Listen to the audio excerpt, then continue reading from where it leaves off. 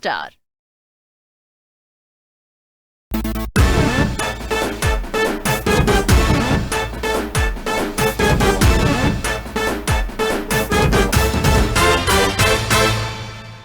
అందరికీ నమస్తే.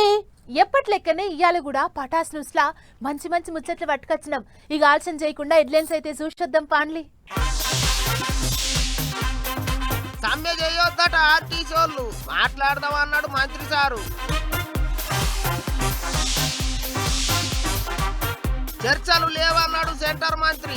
అన్నలంతా రావాలన్నట తుపాకులు ఇడిచిపెట్టి.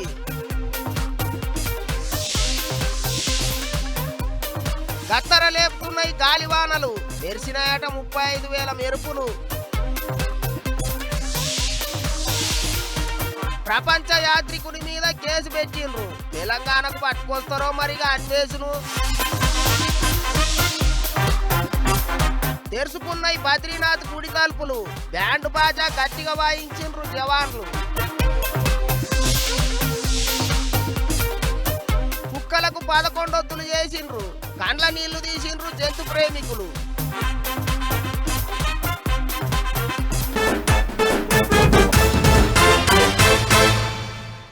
ఆదివారం వచ్చిందంటే చాలు 170 మంది ఇంట్లోకించి బయటికి వెళ్లకుండా హాయిగా ఆరాం చేస్తుంటారు.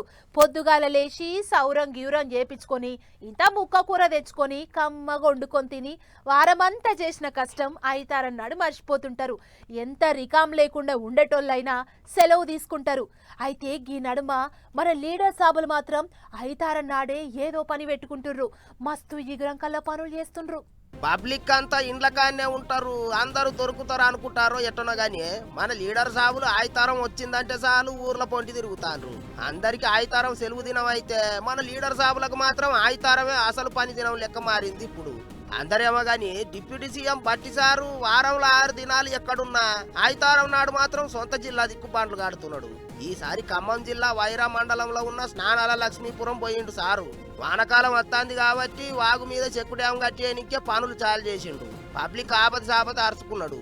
ఇంకో దిక్కు పొన్నం సార్ అయితే ఎప్పుడు ఎటుపోయేది తెలుస్తలేదు.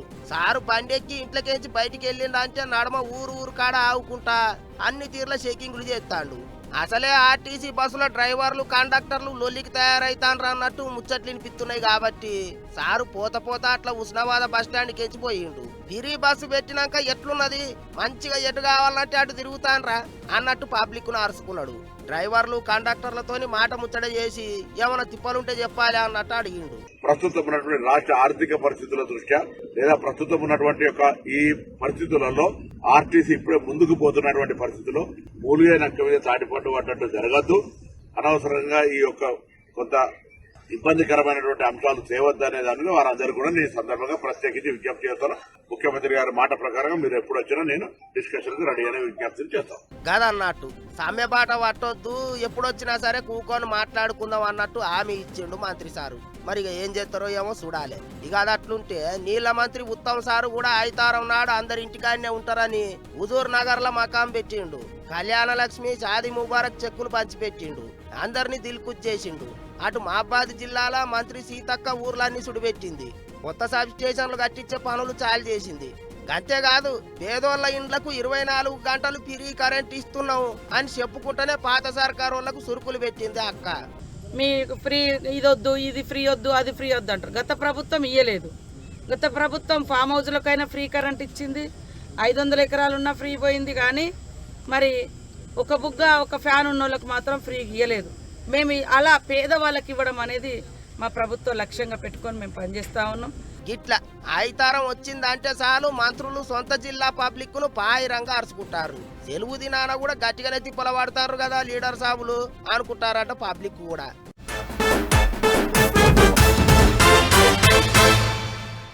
ఓ దిక్కేమో అన్నలతోని మాట్లాడాలి, బాంబుల మూత బందు పెట్టాలంటున్నారు కొంతమంది. తుపాకులు పట్టుకొని తిరిగేటోళ్లను అట్లెట్లిడ్చి పెడతాం, మాటలు లేవు, మాట్లాడుకునేది లేదంటున్నారు సెంటర్ సర్కారోళ్ళు. అడవుల పొంటి వేట గట్టిగానే నడుస్తాంది. ఏడికైతాడికన్నట్లే పోతుండ్రు జవాన్లు. అన్నేమో గాని ఇక అన్నలతోని శాంతి చర్చలు పెట్టుకొండ్రంటే పూపాటోళ్ళు ఏమంటుండ్రో చూడుండ్రి. ఇప్పుడు వాళ్ళ చేత తుపాకులు ఉంటాయి, మావోయిస్టుల చేత తుపాకులు ఉన్నాయి. దాన్ని రాష్ట్ర ముఖ్యమంత్రి గారు ఏమంటారు, సామాజిక కొంచెం చూస్తున్నట్టారు. ఇది ఎక్కడ పద్ధతి? వాళ్ళ చేతిలో తుపాకులు ఉన్నాయి, వాళ్ళు మైండ్స్ ని పెట్టిండ్రు పోలీసులు చంపడానికి. మీ కాంగ్రెస్ పార్టీ ప్రభుత్వమే మావోయిస్టులను నిషేధించింది. కాంగ్రెస్ పార్టీ ప్రభుత్వమే నిషేధించింది. మీ ప్రభుత్వం మీ పార్టీని నిషేధించినటువంటి దాన్ని మీరు పడుకోకుండా దాని సామాజిక కొందరుతో రాష్ట్ర ముఖ్యమంత్రి చెప్పడము, మంత్రులు దీన్ని ఖండించడము, ఇది మంచి పద్ధతి కాదు. కరీంనగర్ కొత్తపల్లిలో కొత్తగా పెట్టిన అంజన్న విగ్రహానికి పూజలు చేయనీకి పోయిన సెంటర్ మంత్రి బండి సారు ఇగో ఇట్లా మాట్లాడిండు. ఇంకేమన్నాడో చూడర్రే. చర్చలు జరిపే ప్రసక్తి లేదు. వాళ్ళు తుపాకీ వీడాల్సిందే, పోలీసులకు లొంగిపోవాల్సిందే, వాళ్ళ ప్రవర్తన మార్చుకోవాల్సిందే. అది నిషేధిత సంస్థ, ఆ సంస్థతో చర్చలు జరిపే సందర్భమే రాదు గదా అన్నట్టు. ఏమున్నది ఏం కథ కుల్లా కుండ బద్దలకు వచ్చిండు బండి సారు. పండ్ల పని చెయ్యి పార్టీ వాళ్ళకు కారు పార్టీ వాళ్ళకు కూడా సురుకులు పెట్టిండు. అడవుల పోంటి జల్లెడబట్టుడు ఆపేదే లేదన్నట్టు చెప్పిండు సెంటర్ మంత్రి. ఇంకో దిక్కు తెలంగాణ ఛత్తీస్గఢ్ రాష్ట్రాల బార్డర్లో ఉన్న అడవులను ఇంచు దోలాడుతుండ్రు జవాన్లు. అడవిలోనే మకాం పెట్టిండ్రు. జవాన్ల కొరకు తిండి, నీళ్లు, బట్టలు అన్ని గాలి మోటార్లతో పంపిస్తున్నారు. ఎన్నొద్దులైనా సరే అన్నల జాడ కనిపెట్టాల్సిందే అన్నట్టు తిరుగుతాండ్రు. మీదికేంచి అడవంతా ఆకు రాలిపోయే కాలం గిది. అన్నలను ఎంకులాడనికే గిదే మంచి టైం అని ముంగటికి పోతుండ్రట. వానలు జోరుగా పడే జూన్ నెలాఖరు దాకా కర్రెగుట్ట అడవుల పోంటి జవాన్ల ఎంకులాట ఆగనే ఆగదా అంటున్నారు. ఇప్పటికే అన్నలు ఎప్పటికీ దాచుకునే గుహల జాడ దొరకబట్టిండ్రు. వాళ్ళ అత్తపత్త అన్ని కనిపెట్టిండ్రు. అట్లట్లా ముంగటికి సాగుకుంటా మొత్తం అందరిని దొరకబట్టాలి అన్నట్టు చూస్తారట. ఇగిదిట్లుంటే అడవుల పోంటి బతికే గిరిజనం తుపాకుల మూతతోని బిక్కుమంటున్నారట. మరిగా ఏమైతుందో ఏమో గాని ఇటు చూస్తేనేమో చర్చలు లేవు, శాంతి లేదు. తుపాకులు వీడాలి, అన్నలు లొంగిపోవాలి అన్నట్టు మాట్లాడుతున్నారు సెంటర్ సర్కారు వాళ్ళు. అటు చూస్తేనేమో అన్ని బంద్ పెట్టాలి అంటున్నారు తత్తిమ పార్టీల లీడర్లు, సంఘాలు. మరిగా ఎంత దాకా పోతుందో ఏమైతుందో పంచాది చూడాలి.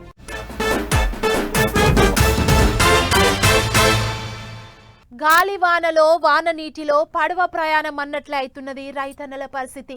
పంట చేతికొచ్చేయాలల్లా పాడు వానలు చేపట్టి పర్షాన్ అవుతున్నారు.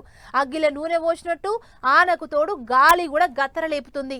ఏం కాలమో ఏమో పగబట్టినట్టే చేస్తుంది పోన్రి. ఎక్కడ చూసినా ఏ ఊళ్ళో చూసినా గాలి వాన చేయబట్టి ఇప్పుడు ఆగమే ఉన్నది. పాండ్రి అట్లా పోయి చూసొద్దాం. ఒక్కోసారి ఇది ఎండాకాలమో వానకాలమో అస్సలు సమజైతలేదు. ఓ పూట ఎండ కొడుతుంది, ఇంకో పూట వాన కొడుతుంది. రెండు ఎంటెంటనే వచ్చిపోతుండేటాలకు పబ్లిక్ పానం గాయ అవుతుంది. దగ్గుపడిసం బట్టి దావకాన్ల పోంటి ఊరికే కథ అవుతున్నది. గా విజయవాడలో అయితే ఎప్పటికీ ఎండాకాలం ఎండలు ఎగబడి కొట్టేవి. ఎండాకాలంలో విజయవాడ పేరు చెప్తే పబ్లిక్ వాయబ్బో అంటుంటారు. అసోంటిది మొగులకు తూటుపడ్డదా ఏందన్నట్టు వాన యమ సంపుడు చంపుతాంది. ఇప్పుడు మొగల్ రాజపురం, పటమట దిక్కు, పెనమలూరు, గన్నవరం దిక్కుల్లో పొట్టు కొట్టింది వాన. గుట్టలు కూలి పడితే లేందో పరిశానని ముందుగానే దుర్గమ్మ దర్శనానికి పోయే రస్తా బంద్ పెట్టిండ్రు పోలీసోళ్ళు. పొద్దుగాల వేరే బాట పోంటి అంటే కనకదుర్గ నగర్ మీదికేంచి భక్తులను మీదికి తోలిచ్చిండ్రు. అటెనక జర వాన నిమ్మలమైనాక మళ్ళా ఎప్పటి తీరుగా ఘాట్ రోడ్డు తెరిచిండ్రు. ఇక వానలే అనుకుంటే మెరుపులు, పిడుగులు, రివ్వుమని గాలి ఎటు చూసినా చెట్లు కూలి పడుతున్నాయి. పెద్ద ముచ్చట ఏంటిదంటే కొన్ని గంటలలోనే ఏపీలో 35,000 మెరుపులు మెరిసినాయని చెప్తున్నారు. పెద్ద ఉరుములు మెరుపులతోని ఎప్పుడేమైతుందో అన్నట్టే బుగులు పట్టిస్తున్నది ఆకాశం. పిడుగులు పడే మోక గట్టిగానే ఉన్నదని చెప్తున్నారు వాతావరణం ఆఫీసర్లు. అందుకే జర అందరూ పైలంగా ఉండాలి అని చెప్తున్నారు. అన్నేమో గాని గాలివానలు చేయబట్టి రైతన్నలకు అరిగోస అవుతున్నది. మామిడి తోటలలో మామిడికాయలు రాలి పడుతున్నాయి. పొప్పడి పండ్ల తోటలు, అరటి తోటలు, వరి చేన్లు అన్ని ఆగమాగం అవుతున్నాయి. మార్కెట్లలో కుప్పలు పోసిన వడ్లు తడిసిపోతున్నాయి. సర్కారు వాళ్ళు ఎవ్వలకి ఏ తిప్పలు రాకుండా చూస్తామా అంటున్నారు గాని ప్రకృతిని ఆగబట్టే శక్తి ఎవరికి ఉంటది అనుకుంటారట పబ్లిక్. ఇంకో 2-3 వద్దులు గాలివానలు గట్టిగా ఉన్నాయట. మరిగా ఎట్లా గట్టెక్కుతారో ఏమో రైతన్నలు.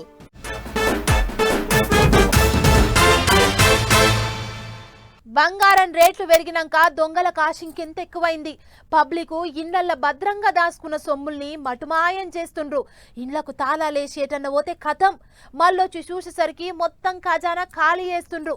ఆఖరికి పెద్ద శ్రీమంతుల ఇండ్లు, లీడర్ సాబుల ఇండ్లను కూడా ఇడిచిపెడతలేరు. దొంగలకు అందరూ సమానమే అన్నట్లు చేస్తుండ్రు. ఇక చూడుండ్రి, ఏపీలో ఓ మంత్రి సారి ఇంటికే కన్నమేసిండ్రు బద్మాష్గాన్లు.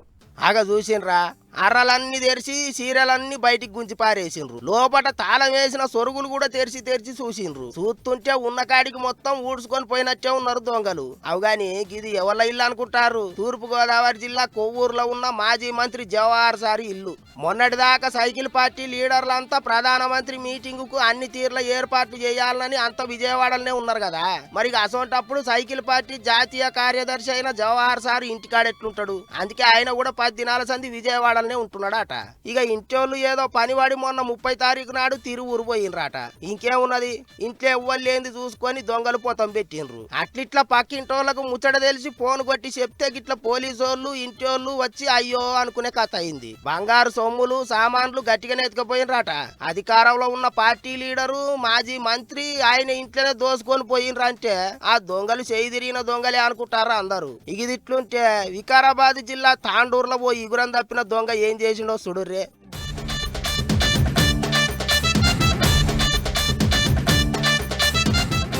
ఆగ చూసిండ్రా, ఫోన్ మాట్లాడినట్టు చేసి సెల్ ఫోన్ల షాపుల కౌంటర్ మీద పెట్టిన 35,000 రూపాయలు తీసుకొని ఏం తెలియనో తిరిగి వెళ్ళిపోయిండు. ఓనర్ ఏటో పోతే షాపుల పని చేసే పిల్లగాడు ఫోన్ అమ్మి ఆ పైసలు కౌంటర్ మీద పెట్టిండట. పైసలు అక్కడ పెట్టంగా చూసిన దొంగోడు మెల్లగా వాటిని మతపరిచ్చిండు. దొంగోని దొరకబట్టే పనిలోనే ఉన్నారట పోలీసోళ్ళు. ఏం దొంగలు మోపైనరు పోన్రి, మళ్ళీ చూసే లోపల మాయం చేస్తుండ్రు. జర పైలంగుండ్రి.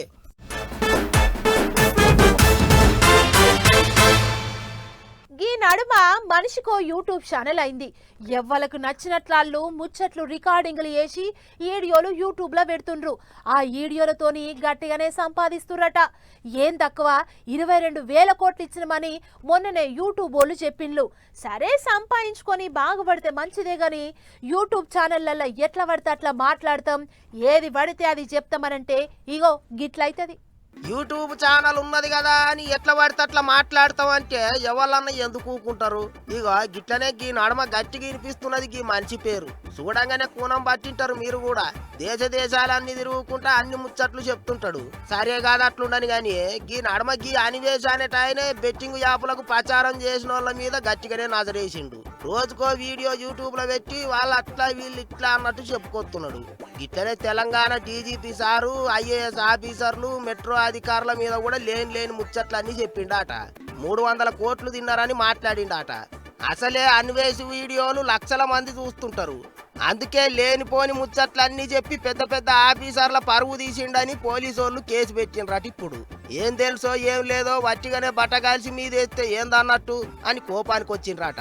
ఇక ఇప్పుడు ఈ ముచ్చట మీద సోషల్ మీడియాలో మస్తు అల్చల అవుతున్నది. ఇన్నొద్దులు అనివేసి ఏం మాట్లాడినా ఎవ్వలేం అనలేదు గాని పోలీసోళ్ళ మీదనే లేనిపోని షికాయతులు చెప్పేటాలకు ఆఖరికి కేసుల పాలయ్యే కాడికొచ్చింది కథ అనుకుంటారు. మరి ఏం చేస్తారో, ప్రపంచ యాత్రికుల్ని తిరుగుడు బంద్ పెట్టించి తెలంగాణకు పట్టుకొస్తారో ఏమైతుందో పోత తెలుస్తుంది. 8వ తారీఖు నాడు ఉన్నదట రైలు. నిన్ననే ఫోన్ చేసి మా బాపు చెప్పిండు. ఎక్కడికి అనుకుంటాన్రా, ఇంకా ఎక్కడికి, చార్ధామ్ యాత్రకు. హైదరాబాద్కించి ఢిల్లీకి రైలు, అక్కడి నుంచి బస్సు. ముందే టికెట్లు బుకింగ్ చేసుకున్నారట. నన్ను కూడా వస్తావా అనే పిల్ల అని అడిగిండ్రు గాని ఆఖరి నిమిషంలో అటు ఇటు అయింది. దేనికైనా రాసిపెట్టి ఉండాలి అన్నట్లు బద్రీనాథ్ తలుపులు తెలుసుకున్నాయి. అక్కడికి పోకపోయినా ఇక్కడి నుంచి చూసేద్దాం పాండ్లి.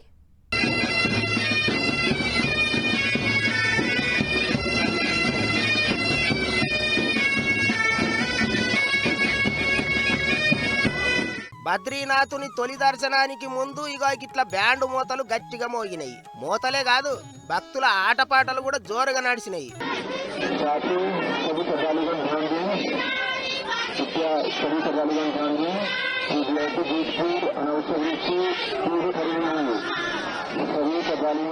బార్డర్ల గస్తీ కాసే జవానన్నలు కూడా బద్రీనారాయణుని సేవ చేసుకున్నారు.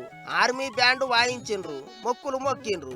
ఓ దిక్కు సలి గజగజ వణికిస్తున్నా భక్తులు పోటెత్తిండ్రు. అయ్యగారులు వేద మంత్రాలు చదివి బద్రీనాథుని గుడి తలుపులు తెరిచిండ్రు. నరనారాయణులు ఇక్కడనే తపస్సు చేసిర్రని గట్టిగా నమ్ముతారు. ఇక ఎప్పుడెప్పుడా అన్నట్టు ఎదురు చూస్తున్న వాళ్ళంతా దేవుని దర్శనానికి గుళ్ళకు పరుగులు పెట్టిండ్రు. అన్ని దిక్కుల నుంచి భక్తులు గట్టిగానే పోతున్నారు. అటు కేదార్నాథ్, గంగోత్రి, యమునోత్రి గుళ్ళకు కూడా పబ్లిక్ లైన్లు కట్టిండ్రు. ఇక ఎప్పట్లెక్కనే ఈసారి కూడా చార్ధామ్ యాత్రకు పోయేటోళ్ల కొరకు రైళ్ల శాఖ వాళ్ళు కూడా స్పెషల్ రైళ్లు నడుపుతున్నారట. మొత్తం 12 దినాల యాత్ర సాగుతుందట. పోవాలని అనుకునేటోళ్ళు ముందుగానే ఇంటర్నెట్ లో చూసి బుకింగ్ చేసుకోవచ్చు అంటున్నారు. కాదంటే రైలు స్టేషన్ లో పోయి అడిగితే గిటే చెప్తారట. మరి 6 నెలలకోసారి తెరుచుకుంటాయి గుళ్ళు. అందులో మస్తు మహిమగల్ల దేవుళ్ళు. అందుకే ఓ రూపాయి ఎక్కువైన మాయే పోయి రావాలి అని బయలుతున్నారట చాలా మంది. అంత చూస్తుంటే ఈసారి ఇంగింత ఎక్కువనే పోయేటట్టున్నారు. అన్నేమో గాని మంచు కొండల నడుమ ఉన్న తీర్థాలు కాబట్టి చలికి పెద్ద ముసుకిలే ఉన్నదట. అందులో ఎప్పుడు వాన కొట్టేది తెలియదు అటు దిక్కు. అందుకే పోయేటోళ్ళు జర అన్ని తీర్లో చూసుకొని పోయినరి.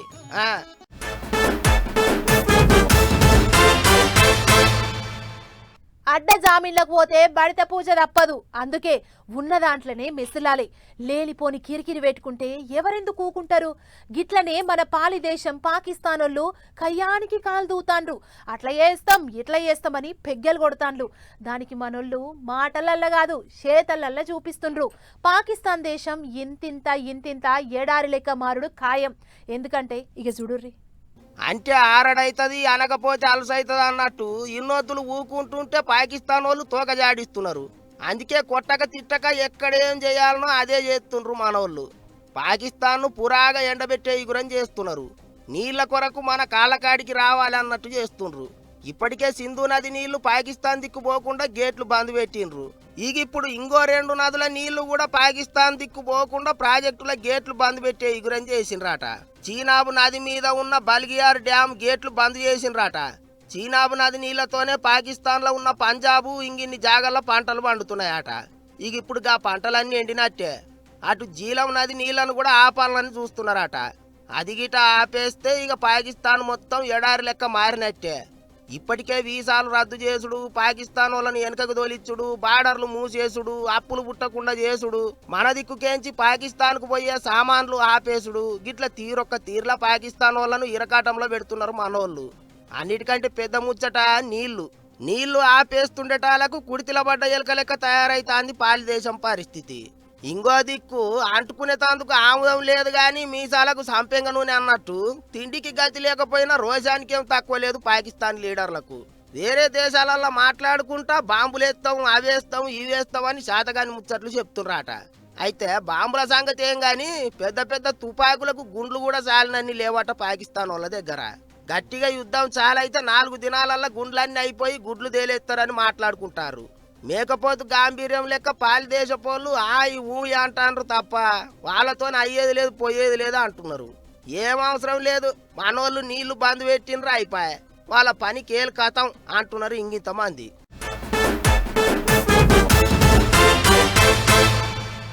ఇంట్లో కుక్కనో పిల్లినో పెంచుకుంటే ప్రేమతోని దానికి 3 పూటల తిండి పెట్టి రోగమో నొప్పో రాకుండా చూసుకుంటే సరిపోతుంది. కానీ ఈ నడుమ మూగ జీవాల మీద మనుషులకు బగ్గ ప్రేమ ఎక్కువైతాంది.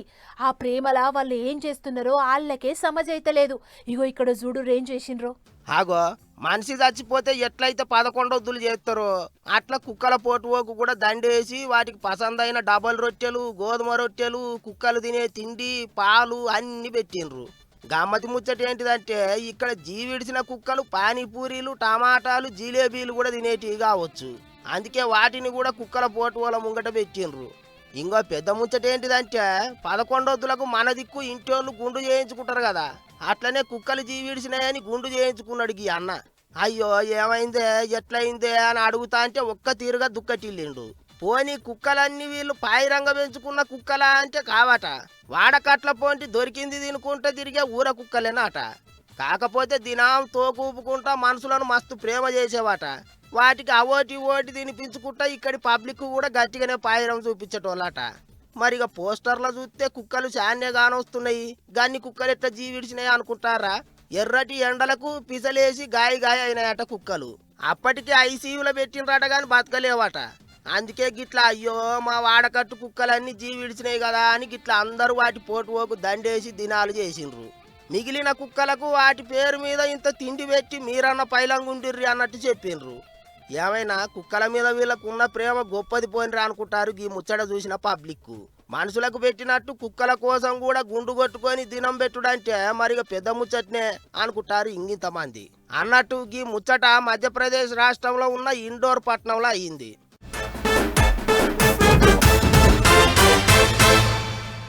ఇక నీ చిటుకు పట్టుకు ముచ్చట్లున్నాయి, ఫటాఫటా విగిన చూసేయండి. ఆషాఢం ఇంకా రానేలేదు గాని అప్పుడే కొన్ని ఊర్ల పోంటి బోనాల సందడి సురువైంది. ఇట్లనే జనగామ జిల్లా దేవరుప్పుల మండలంలో ఉన్న కడవేండి అనే ఊర్లే శ్రీ గంగాదేవి కాటమరాజు కళ్యాణం ఘనంగా చేసిండ్రు. మాజీ మంత్రి ఎర్రబెల్లి సారు అక్కచెల్లెళ్ళందరితో కలిసి కూకొని బోనం తయారు చేసిండ్రు. తానే నెత్తి మీద బోనం ఎత్తి కాటమరాజుకు సమర్పించి పూజలు చేసిండు. వెనకటి సంది వస్తున్న సాంప్రదాయాన్ని ఇడవకుండా చేస్తున్న కడవేండి పబ్లిక్ ను సారు మస్తు తారీఫ్ చేసిండు. ఐతారం వచ్చిందంటే చాలు యాదగిరి గుట్ట నరసన్న గుడి భక్తులతోని కిటకిటలాడుతున్నది. మీదికేంచి పొలగాన్లకు తాతీలు కూడా వచ్చినాయి కాబట్టి దర్శనానికి ఇంత ఎక్కువనే పోతున్నారు జనాలు. ఎప్పట్లెక్కనే ఈ ఐతారం కూడా గుట్ట మీద గట్టిగానే గిజగిజలాడిండ్రు భక్తులు. గిరి దర్శనానికి 3 గంటలు, ప్రత్యేక దర్శనానికి 1.5 గంట పట్టిందట. నిత్య కళ్యాణము, లడ్డు ప్రసాదం కౌంటర్లు, సత్యనారాయణ స్వామి రథమండపము, గుట్ట కింద కళ్యాణ కట్ట, బండ్ల పార్కింగు గిట్ల ఎటు చూసినా భక్తులతోని కలకలలాడినాయి. ఈనటోడు ఉంటే చెప్పేటోడు ఏమన్నా చెప్తాడు. ఇక గిట్లనే జనగామ జిల్లా పాలకుర్తి మండలంలో ఉన్న విష్ణూరులో దేశగురు రాజశేఖర్ రెడ్డి అట పబ్లిక్ కు జిట్టి తీస్తా, ఆ పూజ చేస్తా, ఈ పూజ చేస్తా అని చెప్పి అందిన కాడికి దండుకున్నాడట. 2.5 లక్షల దాకా గుంజిండాట. ఇదెక్కడి కథరో అని ఊరి పెద్ద మనుషులు అడిగేటాలకు పారారైందట. గా దేశగురువు శిష్యులను దొరకబట్టి గట్టిగానే జాడిచ్చిండ్రు ఊరోళ్ళు. దొంగ బాబాలను నమ్మి మోసపోవద్దని పోలీసోళ్ళు ఎన్ని మాట చెప్పినా పబ్లిక్ గిట్లనే ఆగమవుతున్నారు. ఇక ఈ ముచ్చట మీద పోలీసోళ్ళకు కూడా మతలబు చేస్తామన్నారు ఊరోళ్ళు. ఏమైతుందో చూడాలి మరిగా.